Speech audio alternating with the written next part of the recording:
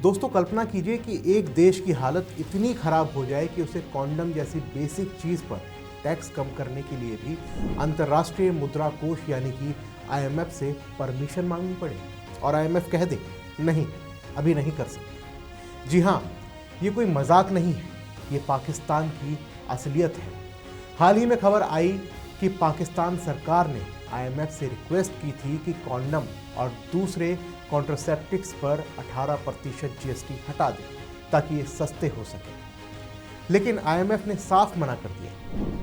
नमस्कार, मैं हूं शुभम गुप्ता और आप देखना शुरू कर चुके हैं वीके न्यूज़।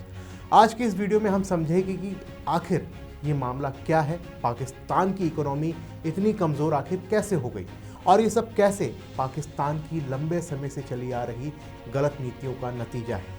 तो चलिए वीडियो को शुरू करते हैं। दोस्तों ये खबर 18 दिसंबर 2025 की है। पाकिस्तानी मीडिया के मुताबिक प्रधानमंत्री शहबाज शरीफ ने खुद फेडरल बोर्ड ऑफ रेवेन्यू को निर्देश दिया था कि आईएमएफ से बात करके कॉन्डम, कॉन्ट्रासेप्टिक, सैनिटरी पैड्स और बेबी डायपर्स पर 18% जीएसटी तुरंत हटाने की परमिशन ली। इसका कारण था कि पाकिस्तान में पॉपुलेशन ग्रोथ रेट दुनिया में सबसे हाई में से एक है, जो कि करीब 2.55% सालाना है, यानी हर साल 60 लाख लोग बढ़ रहे हैं। फैमिली प्लानिंग जीरो है, लेकिन ये प्रोडक्ट्स महंगे होने से गरीब लोग अफोर्ड नहीं कर पाते। जीएसटी हटाने से सरकार को सिर्फ 400 से 600 मिलियन पाकिस्तानी रुपए का नुकसान होता है, यानी कि करीब 12 से 18 करोड़ भारतीय रुपयों का। लेकिन आईएमएफ ने कहा नहीं। वजह, पाकिस्तान अभी $7 बिलियन के आईएमएफ बेल आउट प्रोग्राम के तहत है। इस प्रोग्राम में सख्त शर्तें हैं। रेवेन्यू टारगेट पूरा करना ज़रूरी है। मिड ईयर में टैक्स छूट नहीं दी जा सकती, वरना इकोनॉमिक रिकवरी खतरे में पड़ जाएगी। दोस्तों ये छोटी सी रिक्वेस्ट भी रिजेक्ट होना ये दिखाता है कि पाकिस्तान की सरकार के हाथ कितने बंधे हुए हैं। आईएमएफ ही तय कर रहा है कि क्या सस्ता होगा और क्या महंगा। अब सवाल ये आता है कि पाकिस्तान आखिर इस हाल में पहुंचा कैसे? तो इसका जवाब है कि 1947 से अब तक पाकिस्तान 23 बार आईएमएफ से बेल आउट ले चुका है। भारत ने सिर्फ 3 बार लिया था, वो भी दशकों पहले। पाकिस्तान हर बार लोन लेता है, शर्तें मानता है, लेकिन सुधार नहीं करता। रेवेन्यू बढ़ाने की बजाय टैक्स लगाए जाते हैं, यहाँ तक कि ज़रूरी हेल्थ प्रोडक्ट्स पर भी। दूसरा है मिलिट्री स्पेंडिंग। पाकिस्तान का डिफेंस बजट हमेशा हाई रहता है, जबकि एजुकेशन और हेल्थ पर पाकिस्तान कम खर्च करता है। नतीजा, पॉपुलेशन कंट्रोल नहीं हो पाया। आज पाकिस्तान की आबादी 24 करोड़ से ज़्यादा है, लेकिन रिसोर्सेज लिमिटेड है।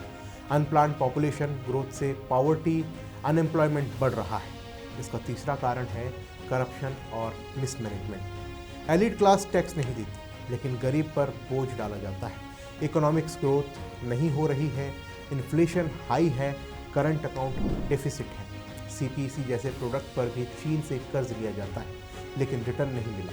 अब कर्ज चुकाने के लिए भी आईएमएफ के पास जाना पड़ता है। ये सब मिलाकर एक विशियस साइकिल बना हुआ है। सरकार सोचती है शॉर्ट टर्म सॉल्यूशन से काम चलेगा, लेकिन लॉन्ग टर्म प्लानिंग जीरो है। नतीजा, आज कॉन्डम सस्ता करने की गुहार लगानी पड़ रही है और वो भी रिजेक्ट हो गई। दोस्तों ये सिर्फ कॉन्डम की बात नहीं है, ये पूरे पाकिस्तान की इकोनॉमिक फेलियर का एक मिसाल है, जहाँ एक तरफ ज़रूरी चीज़ें लग्जरी बन जाती हैं, वहीं सरकार विदेशी मदद पर निर्भर रहती है। अगर सुधार नहीं किए गए तो ये साइकिल कभी नहीं टूटेगा। अगर हम इसकी तुलना भारत से करें तो हमारी पॉपुलेशन ग्रोथ कंट्रोल में है, फैमिली प्लानिंग प्रोग्राम सक्सेसफुल रहे हैं, जीएसटी में ज़रूरी हेल्थ आइटम्स पर कम ट्रेड्स हैं ऑलरेडी, और सबसे बड़ी बात, हम आईएमएफ पर इतने ज़्यादा डिपेंडेंट नहीं हैं। पाकिस्तान को सीखना चाहिए कि सस्टेनेबल डेवलपमेंट, करप्शन कंट्रोल और प्राथमिकताएं सही सेट करनी होंगी, वरना ये हालात और ज़्यादा बिगड़ेंगे। दोस्तों आपको क्या लगता है कि पाकिस्तान कभी इस साइकिल से बाहर निकलेगा? कमेंट में हमें ज़रूर बताएं। अगर आपको ये वीडियो पसंद आया तो लाइक करें, शेयर करें और चैनल को सब्सक्राइब करना ना भूलें। अगली वीडियो में फिर मिलते हैं कुछ और इंटरेस्टिंग टॉपिक के साथ। तब तक के लिए जय हिंद। वीके न्यूज़, राष्ट्र के नाम।